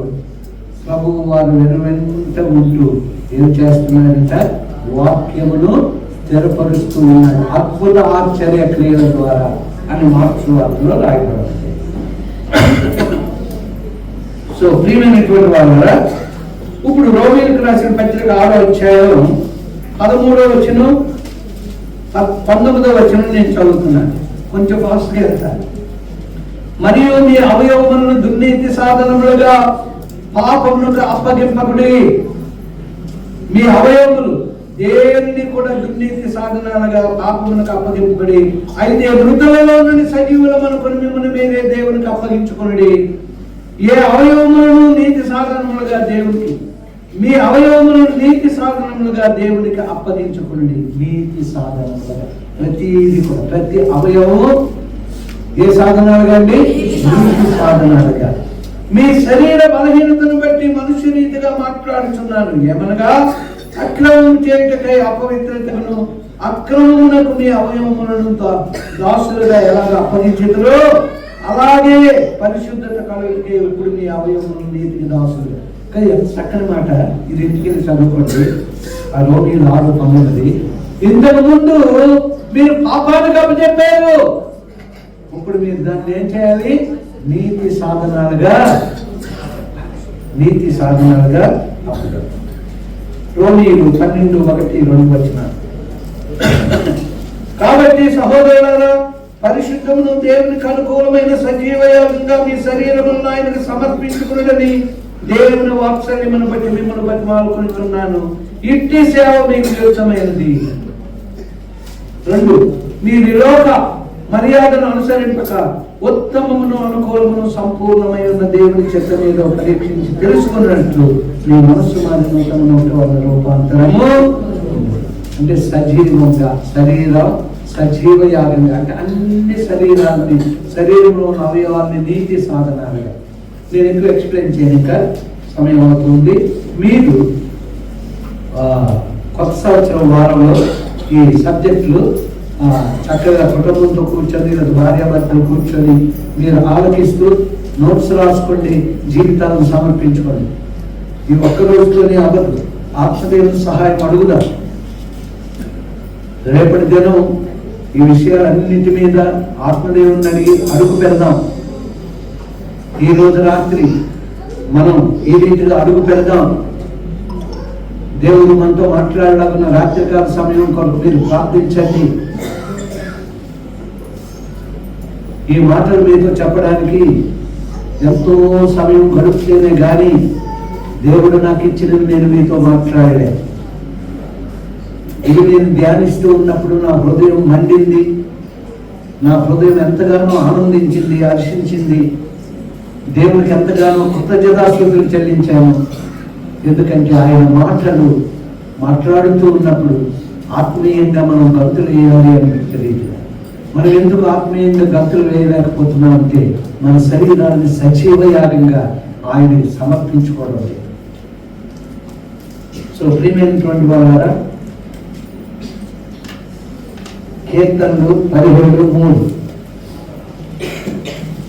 రాత్రి వేళ నీవు నన్ను దర్శించి నా హృదయమును పరిశీలించిదివి, నన్ను పరిశోధించిదివి. నీకు ఏ దురాలోచనయో కానరాలేదు. నోటి మాట చేత నేను అతిక్రమించను. చూసారా ఎంత చక్కగా కీర్తనాకారుడు మాట్లాడుతున్నాడంటే, రాత్రి వేళ నీవు నన్ను దర్శించి నా హృదయమును పరిశీలించిదివి, నన్ను పరిశోధించిదివి. నీకు ఏ దురాలోచన కానరాలేదు. నోటి మాట చేత నేను అతిక్రమించను. నోటి మాట ద్వారా చూడు, పలుకుల్లో పరిశుద్ధం. ఎప్పుడైనా ఆలోచించావా? ఒకవేళ ఇది ముందుగానే దేవుడు మనతో మాట్లాడినా మనకు అర్థం కాదు. కానీ దేవుడు అటువంటి అనుభవాన్ని మీకు ఇచ్చారు. ఇప్పుడు మాట్లాడుతున్న ప్రతి మాట మీరు అవగాహన చేసుకుంటున్నారు. ఎవరి బిడ్డలు? స్త్రీలు, పురుషులు, తల్లిదండ్రులు, పెద్దలు అందరూ అవగాహన చేసుకుంటూ ఉన్నారు. కారణం ఏంటంటే మనల్ని దేవుడు ప్రేమిస్తూ ఉన్నాడు. ఆ మెచ్యూరిటీకి మనల్ని లేపి ఉన్నాడు. ఆయన మాటలు అవగాహన చేసుకునే కృప ఇచ్చాడు. నేను అందరి బట్టి సంతోషిస్తూ ఉన్నాను. పౌలు గారు అంటూ ఉన్నారు, ఇవి నా మాటలను మీరు వినలేదు, ఇవి దేవుడి మాటలను మీరు విన్నారు కనుక నేను కృతజ్ఞతాస్తుతులు చెల్లిస్తూ ఉన్నాను. ఆ మాటలే మీ జీవితాన్ని మారుస్తాయి. సో ప్రియమైనటువంటి వాళ్ళ మూడో విషయానికి వద్దాం. ఇప్పుడు నేను మీకు రిఫరెన్స్లు చెప్తాను, చదవద్దు, కానీ దాని తాలూకా విషయాలు నేను చెప్పేస్తాను. అప్పుడు మీకు ఇక్కడ ఆలోచించండి, ప్రార్థన చేయండి. మీరు ధ్యానం చేసినప్పుడు మన జీవితాల్లో పరిశుద్ధాత్మను కార్యం చేస్తారు. ఇతరులను కూర్చి చెడు విషయములను వినుట తిరస్కరించండి. ఇతరుల గురించి చెడు మాటలు వినుట తిరస్కరించండి. ఏంటండి? చెడు మాటలు చెప్పుట తిరస్కరించండి. ఎవరైనా చెప్తారంటే మీరు వెళ్ళలేదు అనుకోండి, 2 సార్లు చూస్తారు, 3వసారి ఆ మాటలు చెప్పాలి. అది నేను ఏంటోనండి ఆవిడ వచ్చి వింటా చెప్తా ఉంటాడండి అని నువ్వు అన్నావు అనుకో, అని నువ్వు తిరస్కరించలేదు. ఏదో నువ్వు గొప్పదానిలాగా, వారు ఏదో చెడ్డోళ్ళలాగా నువ్వే తిరస్కరించావనుకో, ఆ మాటలే వెళ్ళలేదనుకో, నీ దగ్గరికి ఆవిడ రాదు, ఆ మాటలు నీ దగ్గరికి రాదు. ఇప్పుడు నేను ఫాస్ట్గా వెళ్తాను. కీర్తనలు 15:3 ఆయన నింద మోపడు, వినువాడే లేకపోతే మాట్లాడేవాడు ఎక్కడి నుంచి వస్తాడు? నువ్వు వినలేదనుకో, నీ దగ్గరికి ఏ మాటలు రావు. అప్పుడు నువ్వు సేఫ్ అవుతావు. తర్వాత కీర్తన 50:19-21 అక్కడ ఏముందంటే, అపనింద వేయువాడి మీద దేవుడు విముఖుడు. అపనిందలు ఎవరి మీద మనం వేసామనుకోండి, దేవుడు అంటే విముఖుడు అంటే అర్థం ఏంటంటే పక్కన తిప్పుకుంటాడు మొహం, అసలు నీ వైపే చూడటం. తర్వాత మిరియాము, అహరోను ఎంత గొప్పవారు. అయితే వాళ్ళ తమ్ముడు మోసేని చూసినప్పుడు మోసే మీద సనిగాడంట. దేవుడు అన్నే ముఖం పక్కకు తిప్పుకున్నాడు. మిరియాముకి ఏమొచ్చింది? Be careful. దేవుడిని మనం ఏదో నాటకాలు ఆడినట్టు దేవుడు ఆడుతున్నామా? మనం నాటకాలు ఆడినట్టు దేవుడు ఆడు. ఎటువంటి వాడినైనా ఆయన చిత్తములో లేకపోతే, ఆయన పరిశుద్ధతలో లేకపోతే ఆయన ఎవరిని కూడా మరి చూడండి. 2 తిమోతి 3:1-5 2 తిమోతి 3:1-5 అపనిందలు మోపు వారి నుండి పారిపోవుడి. ఈ మాటలు ఇంపార్టెంట్. మీరు మళ్ళా ఈ సబ్జెక్ట్ తీసుకోకపోతే మీకు ఆ మాట్లాడతాం. మీరు ఇంట్లో ఈ చెప్పిన వచనాలు చదివి అక్కడ నేను ఇచ్చినటువంటి డెఫినేషన్ మీరు తీసుకున్నట్లయితే కరెక్ట్ గా ఆ విషయాలు మీకు అర్థమవుతుంది. 1 తిమోతి 3:11 ఎవరి మీద కొండములు చెప్పవు. పాస్టర్ గారి మీద, పాస్టర్మ గారి మీద, విశ్వాసుల మీద, మన మీ కుటుంబ సభ్యుల మీద ఎవరి మీద కొండములు చెప్పొద్దు. తర్వాత సామెతలు 16:27-28 17:4-9 చెడు సమాచారము త్రవ్వి తీయకండి. కొంతమందికి బుద్ధి ఎలాంటిదంటే, చెడు సమాచారం ఉందంటే ఎక్కడికి వెళ్ళి తవ్వి తీసుకొని చెప్తారు, అక్కడికి వెళ్ళి తవ్వి తీసుకొని చెప్తారు. ఇక్కడేమో చిన్నదే, ఇది అలా రౌండ్ అబౌట్ వెళ్ళినప్పుడు అదేదో అయిపోయినట్టు. అలాంటి పనులు చేసావా, ఎవరి మీద చెప్పావో వాళ్ళని దేవుడు దీవిస్తాడు, నిన్ను తమ్ముతాడు. జ్ఞాపకం తవ్వి తీయద్దు. చాలా మంది రావు బుద్ధి ఉంటారు, ఎవరో చెడులంతా చెప్తారు ఇతరుల దగ్గర. ప్రభువు నిన్ను తనబోతున్నాడని జ్ఞాపకం చేస్తాం. తగ్గి తీయద్దు. జగడాలు ఎక్కడి నుంచి వస్తున్నాయి ఏమండి? జగడాలు. రాత్రి ఒక మాట విన్నాను, ఫోన్ నెంబర్ ఇవ్వలేదంట ఒక ఆవిడ. పలకడం లేదు అన్నట్టు. ఇప్పుడు నేను చూస్తానని చెప్పేసి ఆవిడ ఫోన్ తీసి చూసి చేసిందంట. ఎప్పుడో అర్ధరాత్రి చేసిందంట. కోపం మీద ఉంది, ఎందుకు పలకదా. ఆ మన్నాడు వారి కొడుకు అంట, మా అమ్మకు అసలే ఒంట్లో బాగలేదు, అర్ధరాత్రి నువ్వు చేస్తావు, ఎవరిచ్చాడు నీకు నెంబరు అనగానే అక్క చెల్లెళ్ళ మధ్య పొట్లాట్లయిపోయాడు. ఎందుకు? ఎవరినెవరిని పరీక్షిస్తావు? నీకు ఫోన్ కావాలి, ఇవ్వలేదు, లేదేమో అని ఊరుకో. ఏంటి ఎమర్జెన్సీ, ఇంకొకరిని కనుక్కో. అర్ధరాత్రి ఎందుకు చేయాలి? టెస్ట్ చేయడానికి. భోజన టైంలో భోజనం చేస్తే నీతో మాట్లాడలేదు, బాగుంటుంది. ఒంట్లో బాగోలేని రాత్రి లేపించావు అనుకో, పాపం 2 రోజులు బతకవలసిన అప్పుడే చచ్చిపో. సో ప్రియమైనటువంటి వాళ్ళ చాలా జాగ్రత్తగా మనం ఉండాలి. ప్రకటన గ్రంథం 12వ అధ్యాయం 13వ వచనంలో సాతానుడు అపనింద వేయటంలో దిట్ట. సాతానుడు అలాంటి పనులన్నీ కూడా చేస్తాడు. అది ప్రకటన 12:10లో మనం చూసినప్పుడు అపనింద వేయడానికి వాడు సిద్ధంగా ఉంటాడు. ఇప్పుడు 4వ దానికి అర్థం. 4వది ఏంటంటే, మీ మాటలను సంభాషణీయు వినువారి క్షేమాభివృద్ధి కలుగు చేయవలనని జ్ఞాపకం ఉంచుకోనండి. ఎంత చక్కగా మీ మాటలు ఎలా ఉండాలంట, మీ సంభాషణ ఎలా ఉండాలంట, వినువారికి క్షేమాభివృద్ధి. కవి తీసి ఆ గొప్ప ఉంచడం కాదు. నీ మాటలు ఎలా ఉండాలి అంటే ఇతరులకు క్షేమాభివృద్ధిని ఇచ్చే రీతిగా ఉండాలి. ఎఫెసీ 4:25-27, 29-32 వచనాలు.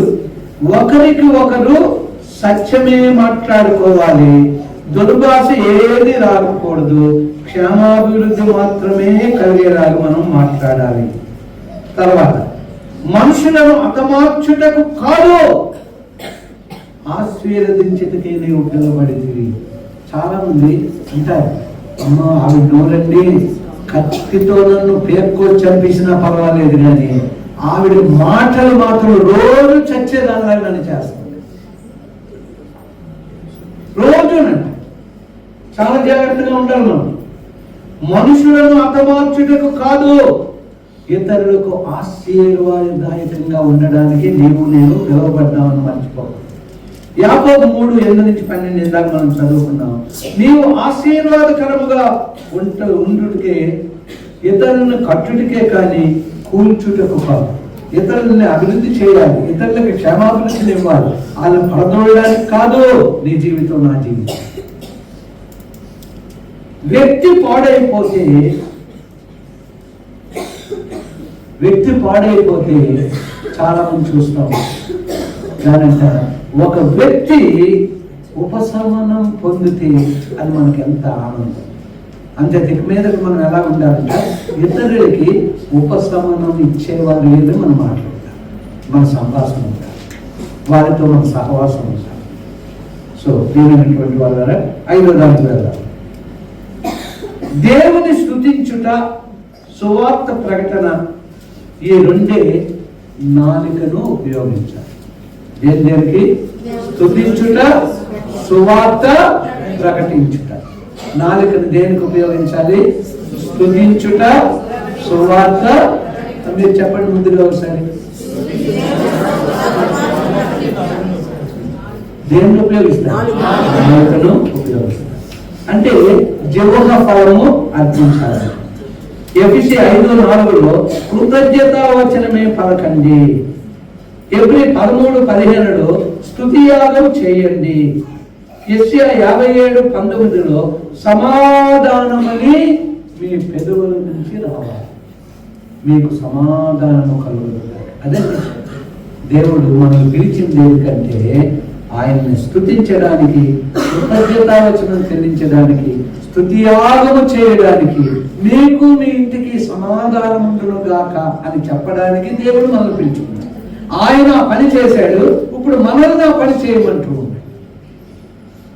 ఆయన మనల్ని శపించడానికి రాలేదు, నిన్ను నన్ను కరుణించి అగ్నిగుండము నుంచి రక్షించడానికి, తన సొత్తుగా చేసుకోవడానికి రక్తం అనే తన ప్రాణమంతా దాచి. ఆరో విషయాలు, దేవుని వాక్యం ప్రశాంతముగాను బిగ్గరగా మరలా చదవాలి. ప్రశాంతంగా చదవాలి. దేవుడు లోకం ఎంతో ప్రేమించిన కాగా తన అద్వితీయ కుమారునిగా పుట్టినవాని ఎందుకు అన్నాం అనుకోండి. ఎందుకంటే దేవుడు లోకమును ఎంతో ప్రేమించను కాగా తన అద్వితీయ కుమారుని యందు విశ్వాసముంచువాడు నశింపక నిత్య జీవము పొందినట్లు ఆయనను అనుగ్రహించెను. ఇది ప్రశాంతంగా ఇతరులకు అర్థం. ముందు నేను చెప్పింది నీకు అర్థమవుదు, ఇతరులకి అర్థం. ప్రశాంతంగా ఇంకో మాట ఉపయోగించండి, మరలా బిగ్గరగా చదివితే నీకు నిద్ర ఒకసారి చాలా అలసిపోయారు, రేపు చదువుకుంటాను. నిద్ర రాని అందరికీ బైబిల్ చదువుతూ ఒకటే నచ్చదు. ఈరోజు రాత్రి మిమ్మల్ని అడుగుతాను, అయ్యో టిఫిన్ కంటే ముందు అడుగుతారా, టిఫిన్ తినబడి మరి ఏం చేస్తారో చూద్దాం. ఓకే, ప్రియమైనటువంటి వాళ్ళరా, మరి యెహోషువ 1:8 ఏమంటున్నాడంటే మనస్సు, చూడండి ఇది చాలా ఇంపార్టెంట్. ఏమన్నంటే నోరు మాట్లాడింది అంటే మనసు దగ్గరికి వెళ్ళిపోయింది. ఈ మాట ఎక్కడికి వెళ్ళిపోయింది? మనసు దగ్గరికి వెళ్ళిపోయింది. హృదయంలో ఉన్న మాట ఎక్కడికి వెళ్ళిపోయింది? ప్రపంచంలో ఫాస్ట్ గా 5G లేదు, 6G లేదు, స్టార్ ఏంటంటే స్టార్ లింక్ లేదు. మనసంత స్పీడ్ ప్రపంచంలో దేనికి లేదు. తింటాను ఎంత ఫాస్ట్ చూసారా? తింటాను అన్నాను, మనసులోకి వెళ్ళి తినేశాను. అమెరికా న్యూయార్క్ అన్నాను, న్యూయార్క్ భవనాలు అన్ని చూసేస్తున్నాను.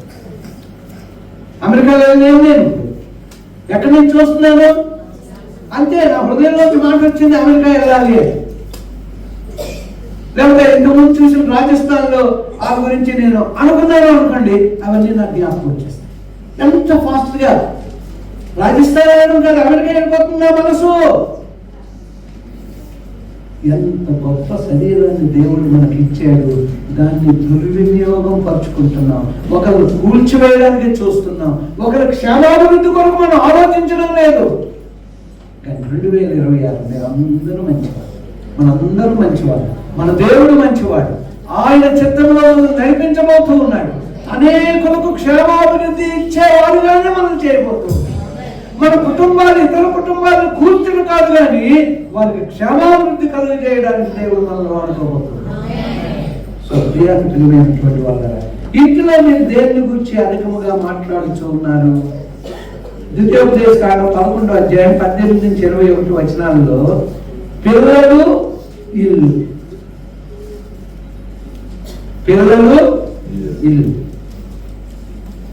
దేవుడు అంటున్నాడు, ఆకాశము భూమి ఉన్నంత వరకు మనం ఈ లోకంలో ఉంటాం. పిల్లలు ఇల్లు ఇవన్నీ కూడా సహజంగా జరుగుతూనే ఉంటాయి, అలా సంతానం కలుగుతూనే ఉంటాయి. ఇంటిలో మీరు దేవుని గురించి అధికంగా మాట్లాడుతూ ఉన్నారు. పిల్లల గురించా, ఇంటి గురించా, ఆ గురించా, ఇల్లు గురించా, దేని గురించి అనేది మనం అక్కడ వచనాలు చూసుకుంటూ మీకు అర్థమవుతుంది. ఇప్పుడు ఆఖరి 7వ వచనం, 7వ దానికి పదం, నాలుకను ఏ విధంగా ఉపయోగించాలన్నది, అంటే నాలుకను ఎలా ఉపయోగించామనే విధంగా రాత్రి పడుకునే ముందు పునర్విమర్శ చేసుకోవాలి. ఆఖరిగా పడుకునే ముందు అలా కూర్చోండి, లేకపోతే అలా జారబడండి. ఎంతమందికి వెనకాల తలగడ వేసుకొని ఇలా పడుకోవడం ఇష్టం? నాకు ఇష్టం. ఎంతమంది పిల్లలకి పెద్దలకి అందరూ కలిసిపోతే అమ్మయ్యా అమ్మ భోజనం చేయరా అంటే ఒక అరగంట ఆగమని అంటారు. ఎందుకంటే జారబడి ఒక నిమిషం అలసిపోయారు కదా, చదువుకొని ప్రయాణం చేసి వచ్చి లేదా పని చేసి వచ్చి ఉద్యోగాలకు వెళ్ళొచ్చి. సో ప్రియమైనటువంటి వాళ్ళ అప్పుడంట నా నాలుకని నేను ఎక్కడ ఉపయోగించాను? నా స్నేహితుడిని గాయపరిచానా? లేదా నా స్నేహితుడికి ఆనందకరమైన మాటలు చెప్పానా? లేకపోతే నా భార్యని, నా భర్తను, నా స్నేహితుడిని, నా తోటి వ్యాపారస్తుడిని, నా తోటి ఉద్యోగస్తుడిని అయ్యో శ్రమ పెట్టానా? ఒకసారి ఆలోచన, పునర్విమర్శ. అంటే అనుకుంటున్నాడు అది మనం రోజు ప్రభు దగ్గరికి వచ్చినప్పుడు మనం విమర్శ చేసుకోవాలి. మన పరిస్థితి ఎలా ఉంది? సో అందుకు నాలుగును ఏ విధంగా ఉపయోగించాలన్నది నిద్రించడానికి ముందు మనం పునర్విమర్శ చేసుకోవాలి. మత్తయి 12:33-37 వ్యర్థమైన మాటలు మనం తీర్పులోనికి తీసుకుని వెళ్తాయని మర్చిపోవాలి. 1 కొరింథీ 11:31-32 మనము విమర్శించుకొనిన ఎడల, ఎందుకంటే ఎప్పుడు మనం ప్రభు బలంగా చెప్పుకుంటాం. ఇప్పుడు కీర్తనలు 19:14 నోటి మాటలు హృదయ జ్ఞానం అంగీకారములుగా ఉన్నాయి. 141 కీర్తన 3వ వచనంలో నీ నోటికి కావలి, అదే 141:3లో ఉంది, యెహోవా నా నోటికి కావలి ఉంచుము, నా పెదవుల ద్వారమును కాపు పెట్టుము. అంటే పోలీస్ ప్రొటెక్షన్ నాకు కావాలి. మనకేం కావాలి? పోలీస్ ప్రొటెక్షన్ కావాలి. దేనికంటే పోలీస్ ప్రొటెక్షన్? నా నోటికి, నా పెదవుల ద్వారానికి కాపుదల పోలీసు కావాలి. ఎవరి పోలీసు? పరిశుద్ధాత్మదేవుని సహాయము అడుగుదాము. ఓకే, మన మత్తయి 15:11 ఇలా ఉంది, నోట పడునది మనుష్యుని అపవిత్రపరచదు గాని నోట నిండు వచ్చినదే మనుష్యుని అపవిత్రపరచునని వారితో చెప్పాను. అయితే మనం 15వ అధ్యాయం 16 నుంచి 20వ వచనం వరకు మనం చదువుకున్నట్లయితే ఇంకా చాలా విషయాలు మనకి మన ఆహారం గురించి జాగ్రత్త పడిన విధంగా మన మాటలను గూర్చి చూడండి. బ్రదర్ మీకు షుగరా? అయితే మీరు పంచదారతో షుగర్ తీసుకోకూడదు ఏది. అలాగేనండి. ఇంకేంటి మాంసాలు తినకూడదు అంటే అలాగేనండి. తర్వాత ఇంకేటమ్మా? అమ్మ రైస్ తినకూడదు, చపాతీ తినండి. చపాతీ కాదు, మిల్లెట్స్ తినండి. ఏంటంటే జాగ్రత్త, మన తిండి కొరకు జాగ్రత్త. బీపీ వచ్చిందా? ఉప్పు తగ్గించండి. తిండి కొరకు జాగ్రత్త. మన ఆహారముల గురించి జాగ్రత్త పడిన విధముగా మన మాటలను గురించి మనము అందరూ రేపు నిలబడారు. చాలా ఫాస్ట్ గంటల వరకు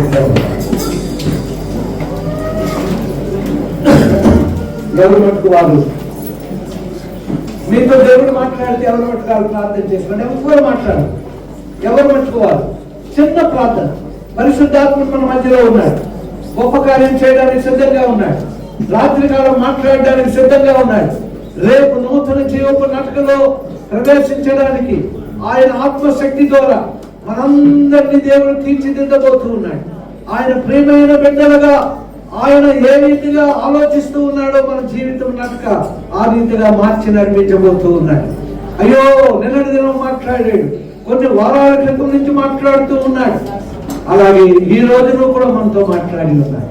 సో ప్రియమైనటువంటి దేవుని యొక్క సంగమం ఒక్కసారి ఆలోచన చేసుకుందాం, ప్రార్థన చేసుకుందాం. సజీవ యాగంగా మన యొక్క అవయవాలన్నింటినీ ప్రభువుకు సమర్పించుకుందాం. ముఖ్యంగా నాలుక, పెదవులు.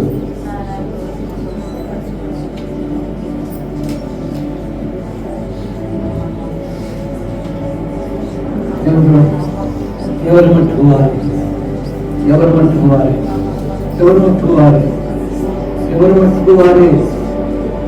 అమ్మా అలక్ష్యం చేయొద్దురా, నిర్లక్ష్యం చేయొద్దురా. ఒక్క నిమిషం సమర్పించుకో. ఒక్క ఒక్క నిమిషంలోనే ఆత్మ నిన్ను బలపరచబోతూ ఉన్నాడు. ఇప్పటి వరకు నీవున్న స్థితి నీలో ఉండదు. ఎవరో మన కొరకు ప్రార్థించడం కాదు, సజీవ యాగంగా మన దేహాలను మనం సమర్పించుకోవడం అంటే నీ దేహం నీది, నీవు సమర్పించు. గొప్పవాడు గొప్పవాడు గొప్ప కార్యాలు చేయబోతున్నాడు. ఆకాశమైన సింహాసనం, భూమి ఆయన పాదపీఠం, ఇటువంటి గొప్ప దేవుడు నీలో నాలో జీవించాలని ఆశిస్తూ ఉన్నాడు. What a great God! ఎంత గొప్ప దేవుడు ఆయన. ప్రియమైనటువంటి వాళ్ళ ప్రార్థించండి, ప్రార్థించండి. ఆత్మదేవుడి సంచారం మన మధ్యలో. నీ ఆలోచనలన్నీ ఆయన చూస్తున్నాడు. నువ్వు ఎలాగైతే ఉండాలనుకుంటున్నావు ఆయనలో, నీ సమర్పణ ఆయన చూస్తూ ఉన్నాడు. Oh, great God, wonderful God, merciful God. అయ్యో కనికర సంపన్నుడా, మా ప్రియుల యొక్క ప్రార్థనని వింటూ ఉన్నావు, వారి మూలుగులను చూస్తూ ఉన్నావు. నీ ప్రజలైన ఇశ్రాయేలు అనేక సార్లు నీకు నా తండ్రి కన్నీరు తెప్పించినప్పటికీ విడనాడని నీ ప్రేమ, విచిత్రమైన నీ ప్రేమ, ఆశ్చర్యకరమైన నీ ప్రేమ, ఎవరు వివరించలేరు, వర్ణించలేనటువంటి ప్రేమ, విచిత్రమైన ప్రేమ. మమ్మల్ని ఎంత ప్రేమిస్తున్నావో మాకు అర్థమైంది, ఎంత ప్రేమిస్తున్నావో మాకు అర్థమైంది. ఓ Jesus of Nazareth, thank you, thank you. మనందరి జీవితాల్లో దేవుడు కార్యం చేయబోతూ ఉన్నాడు. ఆత్మదేవుడు మనల్ని బలపరచబోతూ ఉన్నాడు. ఎన్నో వాక్యం మన జీవితాల్లో ఫలదాయకముగా చేయబోతున్నాడు. చేతుల మీద దేవుని స్తుతించి కనపడదా? హల్లెలూయా, హల్లెలూయా, హల్లెలూయా. కృపమయుడైన తండ్రి, నీ వాక్యాన్ని మాలో ఫలింప చేసినందుకు వందనాలు. యేసు దివ్య నామమును బట్టి వేడుకొంచు ప్రార్థిస్తున్నాము తండ్రి. యేసు రక్తమే చే, శిలువ రక్తమే చే, ప్రభు యేసు నామమునకు సంపూర్ణమైన విజయం కలుగునుగా. ఆమేన్. నా ప్రాణమా యెహోవాను సన్నతించుము, నా అంతరంగమున సమస్తమైన పరిశుద్ధ నామమును సన్నతించుము. నా ప్రాణమా యెహోవాను సన్నతించుము, ఆయన చేసిన ఉపకారములను దేవునికి మనం. పరమ తండ్రి అయిన దేవుని ప్రేమ, కుమారుడు యేసుక్రీస్తు వారి కృప, పరిశుద్ధాత్మ దేవుని దివ్య సన్నిధి సహవాసము కూడిన మనకును రాలేని వారిని తోడుగా ఉండి ముందున్నటువంటి ఆ యొక్క గంటల యొక్క రాత్రి వాచన ఎట్టుకున్నాం. అలాగే రేపు అయ్యో నా తండ్రి మొదటి రోజు ఆరాధనకు తోడుగా ఉండి నడిపించి బలపరిచి కాపాడును గాక. ఆమేన్, ఆమేన్, హల్లెలూయా. అందరికీ వందనాలు.